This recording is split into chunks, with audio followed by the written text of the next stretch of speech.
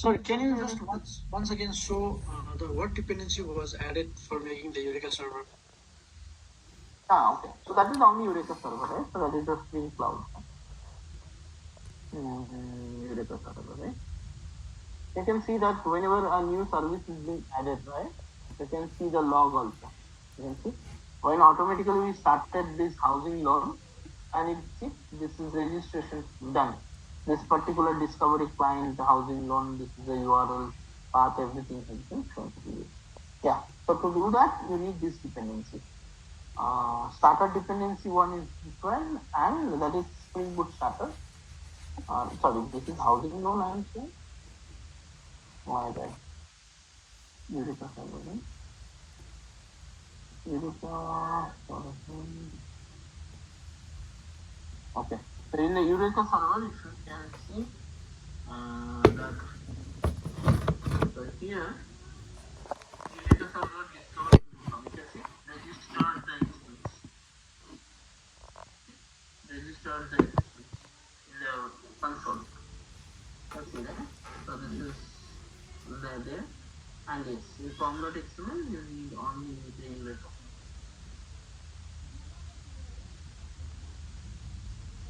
Clear? So we need to add this dependency, and we have to write in the application.properties file also, right? So no, in application.properties file is a port. Yeah, port. Yeah. But just to make sure that next line is just to make sure this is not a client. Don't consider this is a server. Consider this as a server only. Don't consider this application as a client. You create a client separately and then register here. That's it. Yeah.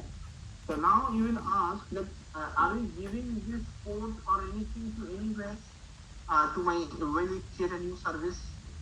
For example, we are giving this port, right? Are you giving that any consideration to my housing loan that I have created? Answer is no. I'm not giving anything. Then how is it getting discovered or how it is auto-registering itself? Because of the Eureka client. Eureka client will try to search that any server is up and running. If it is up and running, it will automatically go and register. But you don't see anywhere that I have written that that particular port where Eureka server is running. I have not given any single consideration about that Eureka server inside this project. Nowhere I have given. Only I have kept the client. So Eureka client will try to search across and try to find out any available server is available. So and then it will go and simply add that into that particular server. Now you say that can we have multiple Eureka server running for a system? Answer is you can run only one server.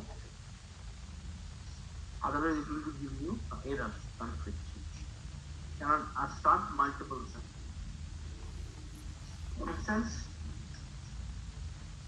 Yes, sir. Like the port number should be different for the client and the server as well. Sorry, which one? Port number should be different for the client. It has to be. Okay? You cannot run. See, the thing is, mandatorily it cannot be same. Because why? Because for example, in a same environment, you will be executing both. Server as well will be executed. Client also will be executed. If you keep the same server, same port, then it will give you the exception, right? As it is as good as we are starting one an Angular application in the same port where you are hosting your Spring Boot application. Cannot possible, right?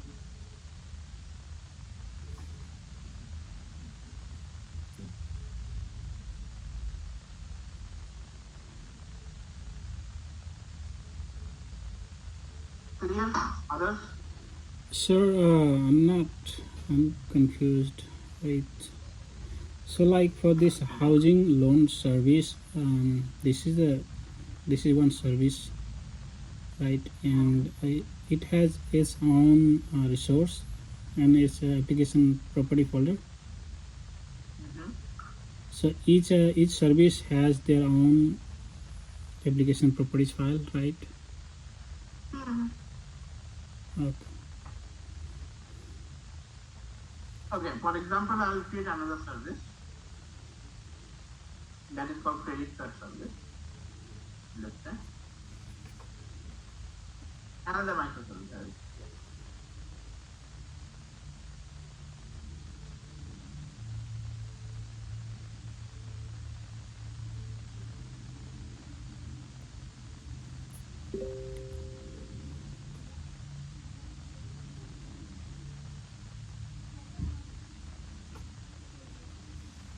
Let's say a picture on this thing, credit card service.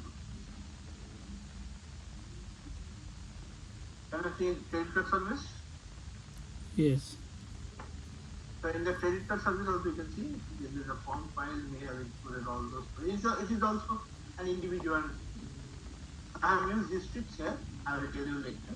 The districts we use for a circuit breaker, right? That I will tell you later. Not now. I have to concentrate also. So in the main, I have created controller, entity, model, you can do all those things. Here I have simply go and created, yes, so Spring Boot application, and here I make sure that I have written that enable circuit breaker. Circuit breaker is a history, right? And what is the use of circuit breaker? If you see the theory yesterday, just to identify or just to share the load. And this is a REST template that we have created, and we will show that how it can be used. A REST template. You can see here, from one service, I am trying to invoke another service. This is my scripts command, that is handle housing loan downtime. If any downtime happen, it should handle. And here you can see that housing loan info, it is getting REST template.get for an object. This is how you can invoke REST template. I was talking yesterday, right? REST template you can use to communicate between two services. So this is how you can do it. And you can see what is the URL I have given.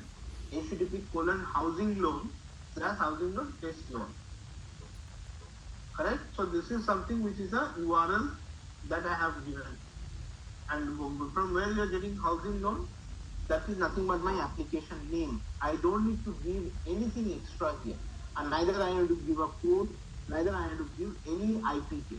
I simply say housing loan. Why? Because in the Eureka server registry, I have registered as a housing loan. Likewise, I am registering this particular application as a credit card. Okay? Yeah. So now if I simply go back and check, if I simply hit this URL from Postman, credit card /test, it should able to manage, and it should able to go to that particular service and bring back the record. You can see that new response entity, I am returning this string, whatever it is, that's fine. But main purpose is that, right? So now if I start this server, then you will see it has started, as well as see the discovery client underscore this credit card. This is the place. Now automatically, as it is being registered, if it is registered, it will come to not true. If it is not registered, it will give you some extra. Okay, so now if I can go back to the Eureka server, whether after starting this service, whether it will start reflecting over there or not. A housing loan is there as an application name. Next, if I see, can you see the credit card has come with the same pointing to this port and IP?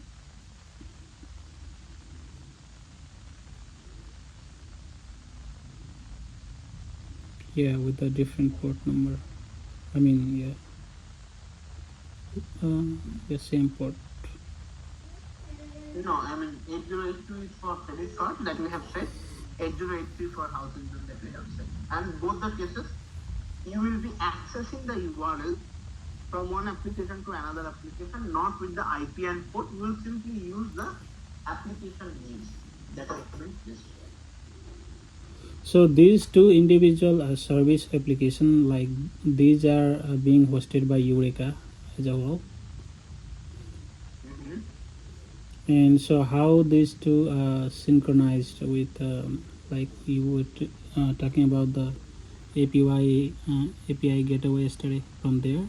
Yeah, that we need to create. API gateway also we need to create. You see that API individual component we need to host it first. We need to create another application which will act as the API gateway. See, microservice architecture is not that simple, but the initial setup is very difficult. That is why, for example, if anybody wants to implement microservices in production, first you get ready all these components. Eureka, then your API gateway, make up those components and ready. Your team should come and build up the entire application in Spring Boot, for example, and then simply register to that particular Eureka server, which has already been started.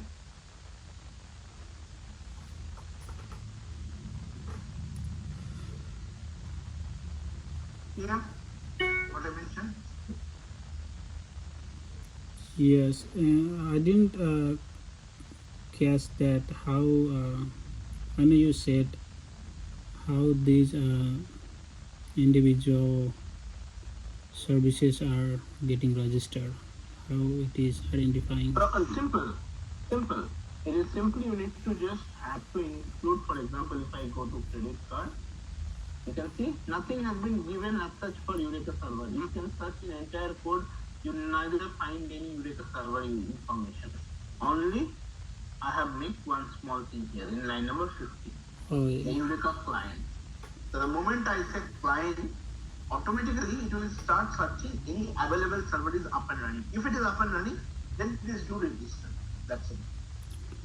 Because this is Eureka client means you are instructing your system that this application will act as a Eureka client. And in that case, you simply search for a Eureka server. If it is up and running, then add there as a register this application over. Make sense? So in real time there will be a server that is Yes, that will be automatically provided to you. You don't have to worry about that. You need to host a Eureka server because that is the configuration job. That configuration job will be done by your team lead, your manager. It's across the organization level. It is not that only for your application. There will be multiple applications will be running, right? Multiple services you need to register. So you definitely not do for your project. Even if you're doing your project, then you need to make sure that it is not creating for your local service system. It is being creating to the central system, which can be shared by multiple developers, multiple teams. Just for your here, we are understanding we need to host the server so that we can see that after register how it is. Yes, Shreya.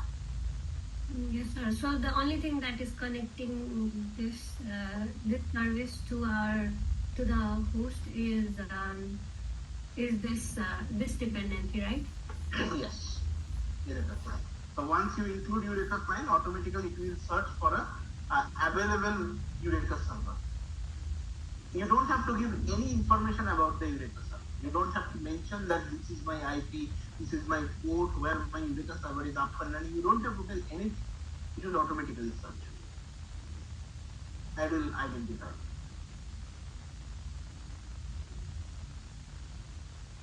Make sense?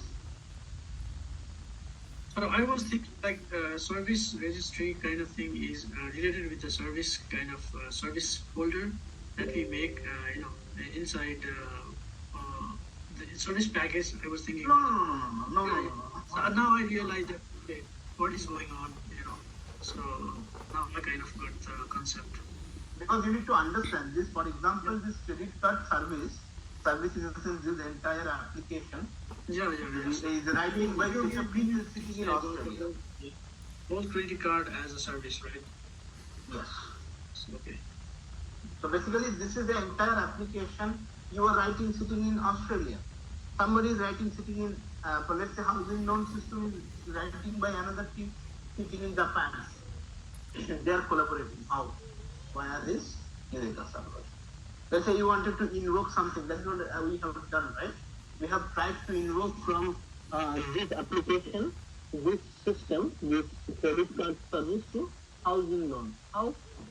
Using this template. How to use the REST template like this? See, this is a URL. What is the URL? This is nothing but an application. Since here you're supposed to give your IP and port. You don't have to give this time because you have already registered in the Eureka server. You only give the name of the application, that's enough. And then this is nothing but your controller path, and this is your method level path. We can show you as a sample that how they are getting mapped. You can see, sorry. So you can see, if I go to housing loan controller, that's it. I'm calling from credit card to housing loan like this. They are communicating between each other. I will create a client and I will call from Postman also as the next thing. And for that you need the authentication, authorization and all. But this is the simplest way. We created one registry and then we simply created two services and it will automatically register over there. You don't have to do, only you have to configure those dependencies just to make sure that works.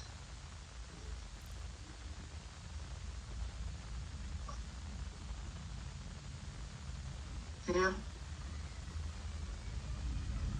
So like this discovery client housing loan is coming on the console.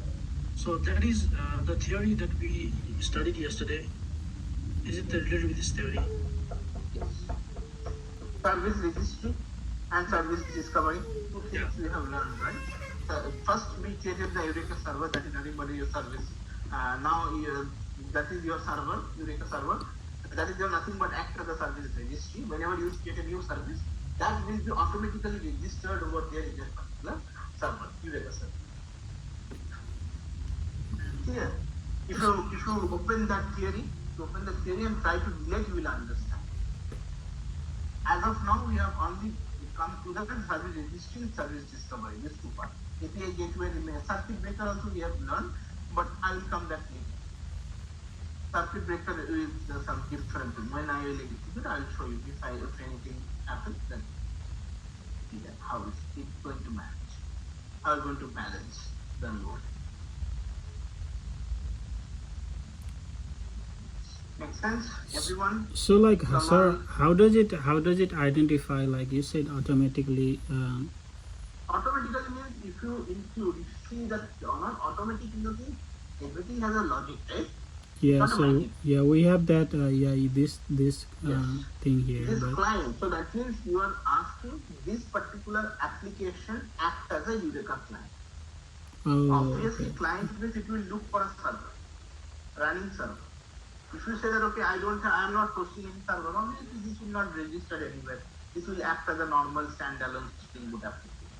This will not act as a microservice Spring application. No, this will act as a normal Spring Boot application, likewise a normal application. Where you can do whatever you do, that's fine. But it is act as a monolithic normal application.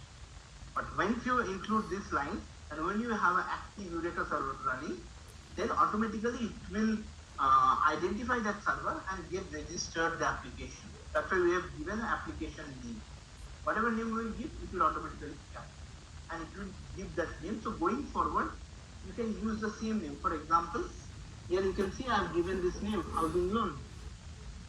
So this housing loan will be published over there as a housing loan. So going forward, my URL to access this service could be http:// instead of IP and port, I will directly write housing loan. I don't need to mention any port. I don't need to remember also whether I need any port or what is the port. Even if you are changing the port, for example, you are the owner of this service, housing loan service. And you said, okay, from 8083, I will change it to 8085. And your other side, whoever is the credit card service, the another section of team, they are hardly bothered about that. Even if you change the port, you already registered. I only know your application name. Don't change your application. You change whatever you want. Automatically, when I will invoke, I will be able to discover you based on your application name. Change your port, change your IP, change whatever you do, I don't care. I simply worry about the name of the application. If the same name which I have configured from credit card service, I'll be able to invoke that. I don't need to worry about the IP and port. Clear, someone? Yeah, yes, sir. So this is what the service registry part. How to create multiple services. Here I have created 2 services. You can create 10 services, 20 services, 100 services, n number of services. No limitation. So, like, can you repeat one more time, like what you said for in real time in the organization, how actually they implement this thing? Okay. So in the organization, this Eureka server that we have created as a beginning, Eureka server as a Spring Boot application we have created and posted, right? But that part you don't have to do it individually. While you are developing your program, let's say you are part of the team, one of the teams that is building one service, and they are likely to register themselves to a Eureka server. That Eureka server you don't have to create, ideally, in practical. That will be created in the org level or the project level. So when it will be created project level across different teams who are working for that particular project, you will be using same Eureka server to register themselves. That is why I said this Eureka server thing which I am posting, just to create this example in locally, I have posted the Eureka server. But otherwise you don't have. Okay. So like if we are working on, for example, let's say credit card service, then whoever the lead of this service part is, that guy will work for that integration part with Eureka. And nothing, usually at the time it automatically you don't have to work with it. Simply come and see in this particular kind of a URL whether in the Eureka URL, Eureka server URL, whether your service is visible here. As long as your service is visible, this URL is accessible across the project, right? So for example, other team want to invoke you, they can see the application name here. For example, if I share this URL to you are part of my team, you can see the same URL, right? Right. Maybe you are working for other service, you can simply, okay, I need to invoke housing loan. I am exposing this is my application name. Definitely you need handshake document. You need to ask for a controller name, method name, which particular method I should invoke. That is called handshaking document. That is, if 2 teams are handshaking for a project, then that's called handshaking document. That will be needed. Without that, how you will be able to call the appropriate method of a particular control? You cannot do it, right? You need the proper path. And the handshaking document, you will get it. But in terms of application exposure, I don't need, for example, if I'm changing the code of an application, I'm a housing loan team, I'm changing the code. Who cares? Nobody cares. You simply keep the application name, because the URL, when you see the URL that is used for to invoke REST template for a credit card service, if I can show you, credit card service, you can see that this is my URL, HTTP, then this is my, instead of port and IP, I'm giving simply the application name, and then housing loan, and this is nothing but a path, where exactly I want it to go. There's the controller path, initial, and then the method level path. That's it. That's what you provide, right? You don't provide anything extra. Sir, one more question. Like, what would be the condition? Like, this one client application has to be connected with the other client application. For example, like. So, for example, your case, you guys have implemented the final project, right? So Yeah. Let's say you have created the inventory, and your customer, for example, whoever is using the customer application or customer section, right? They need to display all the data. I mean, this, let's just sugar is available this much kg. And then from where he will get the information. Considering for inventory service, you are using one database, MySQL. And for customer, they are using Oracle. So that's 2 different databases. How they will be getting information of the inventory for their customer. Getting it? Okay. You need to go via your application, because you cannot directly call the database. Obviously, you cannot do that. And neither you have the provision to do, because that is why it's called very independent. That means I have built up the entire inventory service connecting to a MySQL database. So you have built the entire customer connecting to Oracle. So like then I think what I understood like is like the Sudeep sir's team, they could have made a different application, like client application, for example, and our team could have made the different client application. And for example, if Sudeep's team is making the PDF, and taking the data of the PDF, like from our application, then we can have make one like Eureka server, and there will be a one Eureka client for their application, and there will be one client for our application, and we can have Basically, you can say in terms of in place of client, you can say the service. service. Yeah, You are service. creating inventory service. They are creating customer service. Customer service. Okay. Yes, this is a microservice, right? So micro is the term, service is the term. So individual application we can call service. You can say I am preparing inventory service. He is preparing customer service. Now he needs to get the data from my database. Correct? He needs to fetch the data from my database. So he has to call to my application only, because my database cannot be accessed directly. We cannot access your database directly, right? Inventory database directly. You cannot ignore. Yeah.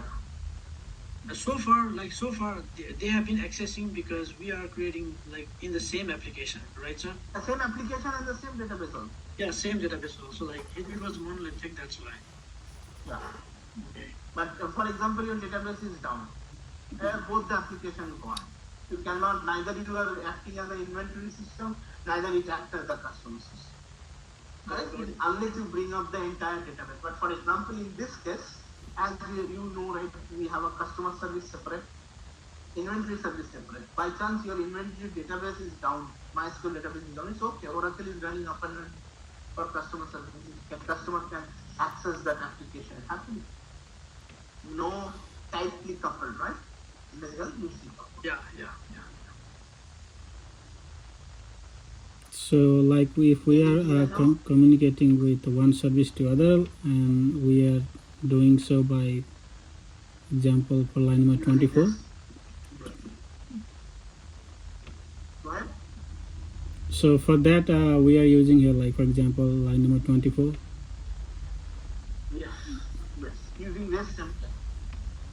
Using REST template, there are one or two more ways, but REST template is the easiest and the best. REST template. So REST template we are declaring here. If you observe, this is we are creating a bin. This is also balanced. Why balanced? Why I am doing load balance, or from where I am getting this load balance? You see here, load balance is coming from cloud client. This is the load balance. So load balance is nothing but circuit breaker, another thing. So it is simply try to value. If by chance I have a 3 instance of that particular, let's say I am doing this REST template call, right? A REST template of this guy, housing loan. So let's say inside this housing loan, I have a 3 instance running. If one instance is completely full, it's full of memory, then I wanted to switch over to the next instance. Automatically it should be balanced, and it should go and take the, or it will hit the next instance without any push. Yeah. So that is why load balance has been important. You understand the load balancer, right? Yeah, theoretical part, yes. Yeah, theoretical part, yes. Same thing is going to happen. If you have 3 instances running or 2 instances running, one instance is full of memory, it cannot allow to execute one more time, then you simply switch over to the next instance, so that you have a smooth working. You cannot stop your working or pause your working.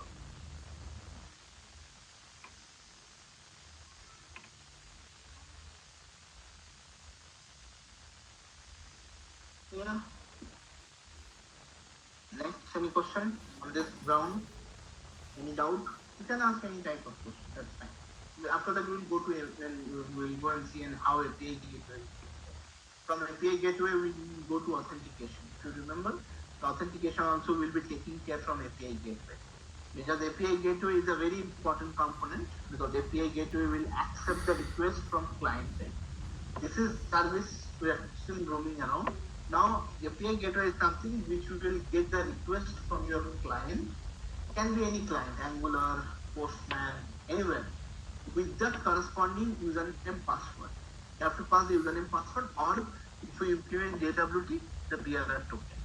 You need to pass that, and then it will validate, it will authorize, then it will forward it to the corresponding controller, corresponding services.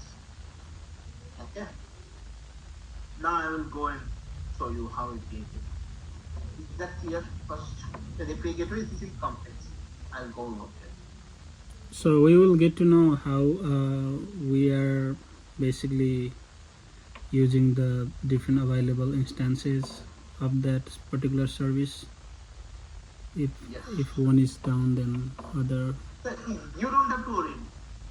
Being a colleague, for example, you are a credit card service. You are the team member of credit card service. You are simply called the home loan, housing loan staff. Correct? You don't need to bother about how many instances I have or I don't have. You simply call it. Being a colleague, you don't have to bother because all this information, all these multiple instances will be taken care by the housing loan team itself. They will maintain multiple instances. They will do all these things. But for you, as a client, you don't have to worry about it. Not at all. Clear? Yeah. It is none of your business. So look into as you are calling from credit card service. And credit card is your point of concern, but it's your business rather. But other one is not in your business, right? How many instances they will be creating? It is purely their end, because the application also being posted at your end, at their end, correct? So that Yeah. is not an issue in that case. So that is why it's a microservices, right? Everything will be individually managed. And you can say the server can be running in a, let's say if you say that okay, is there any time zone difference or anything or any problem, let's say I am hosting my server in Australia, will it be accessible in America, let's say in my Eureka server is in US, then will it be able to do it? Yes. If it is globally available, then it will be fine. Yeah. So like when we are streaming the data from one service to the other with the help of API gateways and also with this REST template thing, how the data will be like, flow from one service to the other, like, because as you said yesterday, these individual application could be written in a different programming language. Yes, different languages. Yes, we can. So I was like So wondering there also you need to- how there also you will be, there it is like good application, right? You are using Maven dependency. There you will be having, you see this Maven and all again, it is not specific to Java. It is specific to all programming languages. Whether it is the Python, it's the .NET, it's the C#, any programming languages, that going to support. And in this case, definitely, this is going to help you to know that, okay, this particular application, let's say Python application. Okay, so in Python application, Maven dependency is used, and we have included that particular dependency that is acting as a client of an Eureka. That will help you to it. Oh, okay, I see. Okay. Yeah.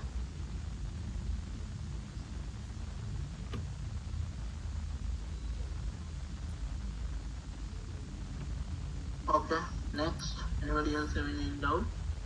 Ganesh, Devraj, hope you are understanding the concept. Yes, sir. Yes? Okay. Yeah. Ashreya,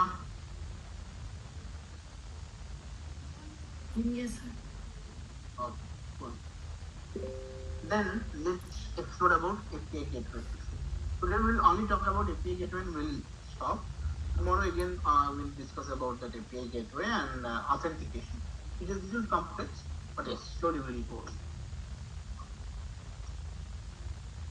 Let me open that, okay.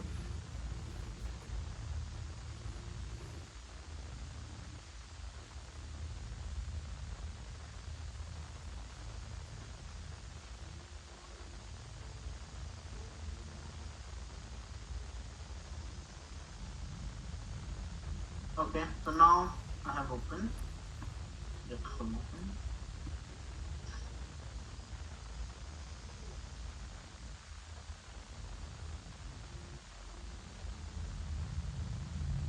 Okay, so now let me show you.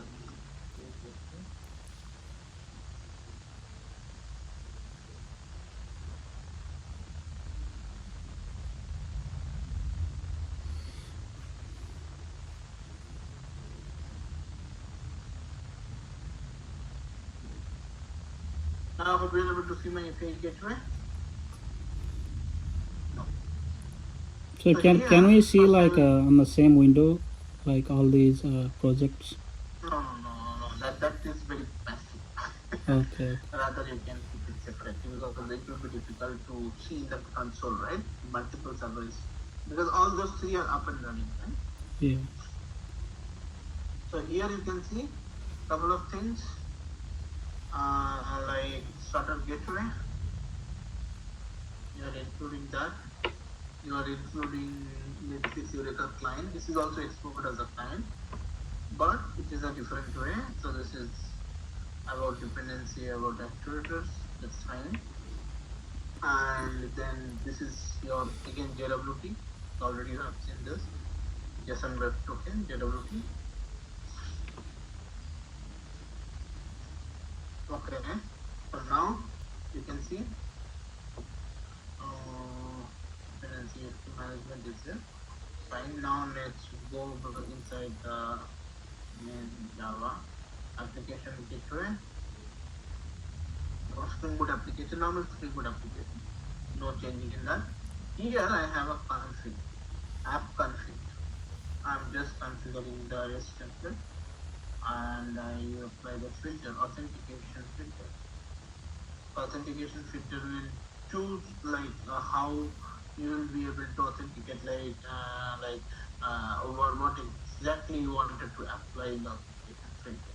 Right? That is a abstract gateway filter. Okay, so this is apply. I will show you very easy. This is router validator. This is very important. This is very important. Why? Because whenever I will be request any, I will be simply forward that request to the corresponding endpoints. That is auth/register or auth/token. Token also you will be generating and Eureka if it is going to be.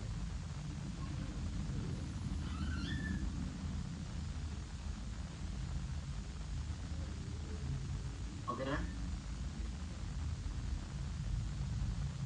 So now in this particular case, API gateway application, app config I mentioned, this is on the configuration class, and resources you have couple of things, application.yaml. This is very important. Here I will be using YAML file instead of properties file. We'll be using YAML because YAML is the one of the very important file to configure. Here you can see the server is being hosted. API gateway also we need to host. We need to start API gateway server as well because so that it start listening to you. Okay.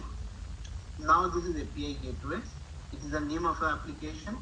This is gateway root. So this is housing loan. This is housing loan URL, and this is your next path. Path data this one. Now then you are having credit card URL and predicator. Predicator predicates not predicator. Predicate is something like which is after the URL at the end of a URL. What is the next path of the URL? So we are mapping over here. We are not doing anything extra here. We are simply receive any request. It needs to verify it, authorize it, and then finally proceed. So that server port number is the one, the same Eureka server port number, or this is also a different one? This is a different one, right? Because this is also we will be starting. So let's say this will also be we will be starting as a separate application. You can say Spring Boot application. So I'll simply start the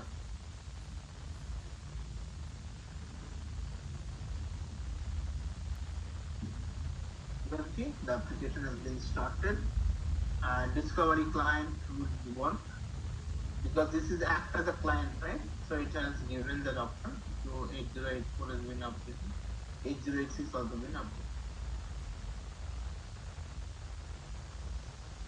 So the main service that was run before was a Eureka server, and this is again API server has also here. This is API gateway. So for example, if you say that okay, I need to hit the client. Client in the sense I wanted to hit my which service I will be hitting. For example, you are a customer. You are trying to hit my application, my microservices.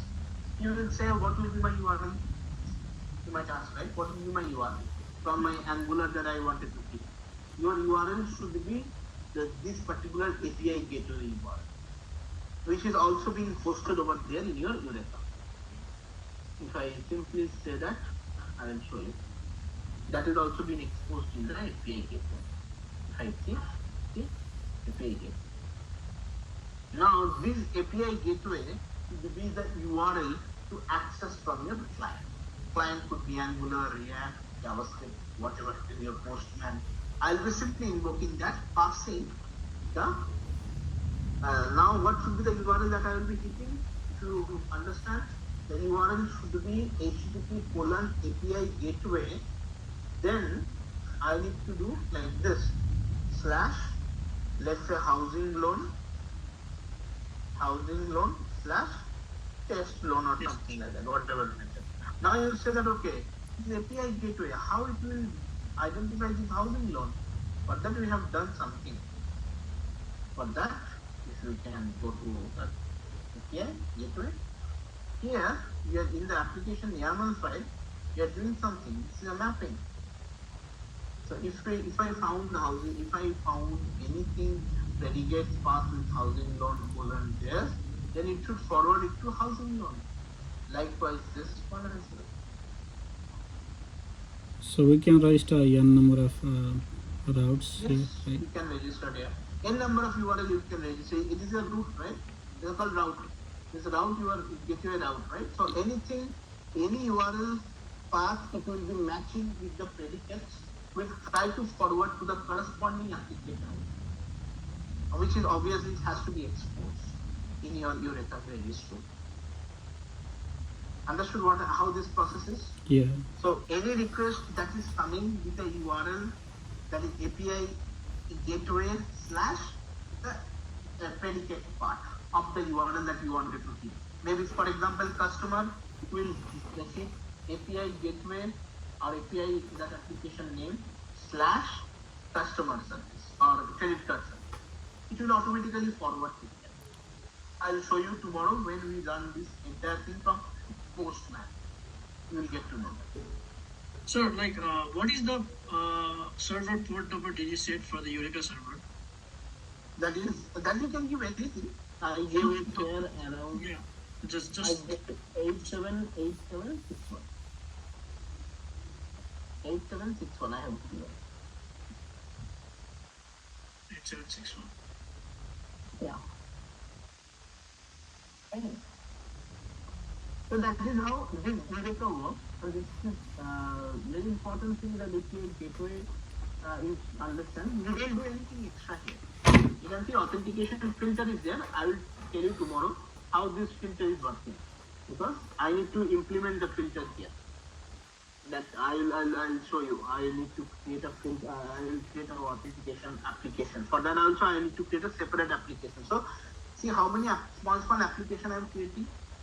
This is acting as a gateway host who is connecting to authentication. So I will create a separate project only for authentication, separate project for authentication, separate project service for handling credit card, separate service for handling housing loan.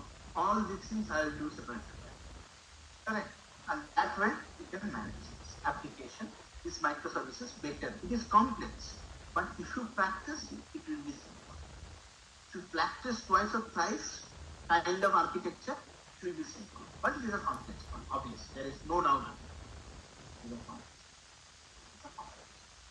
That is why people nowadays, if you see the latest trend, people are a couple of projects like they are moving out of microservices just because of the huge cost. But in other way, some application web application or some enterprise application, they're looking to go to microservices just to leverage the monopoly. But lot of Amazon websites, they are coming out to coming back to monolithic, just not able to bearing the cost. The cost is also will so right? So you need to make this data server up and running. You have to pay for it. When it is the free version, whatever charge is available, I'm doing. But actual project level, you need to ask Spring Cloud for a license. Then only you could go maximum 100, 200, 300 services. You cannot do, maybe these are the default one, right? It allow maximum of 10. Or some small limitation. You have free version, right? The free version of the API. And whatever you use, is a different server. But it's not the case, right? In actual, in that case, you have to pay for it, you have to take a subscription. So much of cost involved in that. That is why people are still trying to do it. So if the company like the giant company like Amazon is not fully implementing it, then who would implement this microservice thing if it is too costly? No, microservices implemented. See, Amazon is realizing, if you read the articles and all, Amazon is realizing this is something which is, they are spending a lot. That's why their product cost is so high.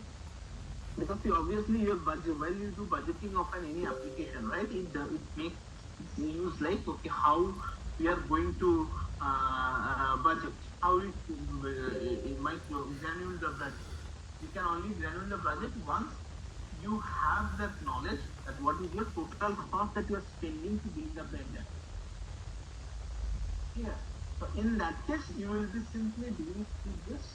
So obviously, if your cost of application, cost to control or cost to have that application increase, automatically your budget will increase for that particular application, right?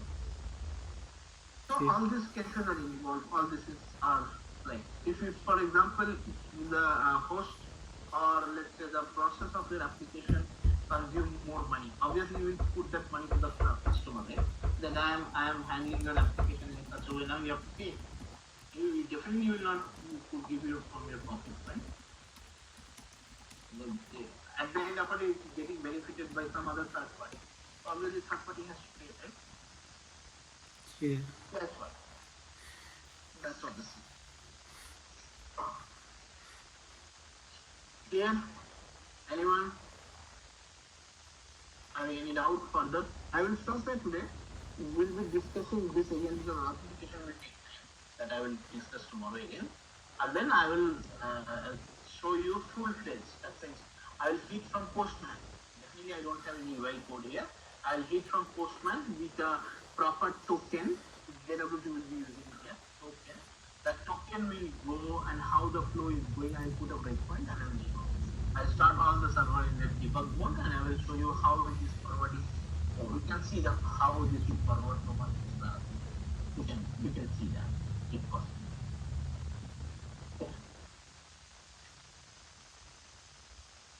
Here, at least this much, Eureka server, how to register the services, and how to create an API gateway, how to configure those routes, whatever the root URL, right? How we can do routing to the corresponding services from API gateway when you receive a request from the client to the API. So that is what we discussed today. Anybody else having any other doubt?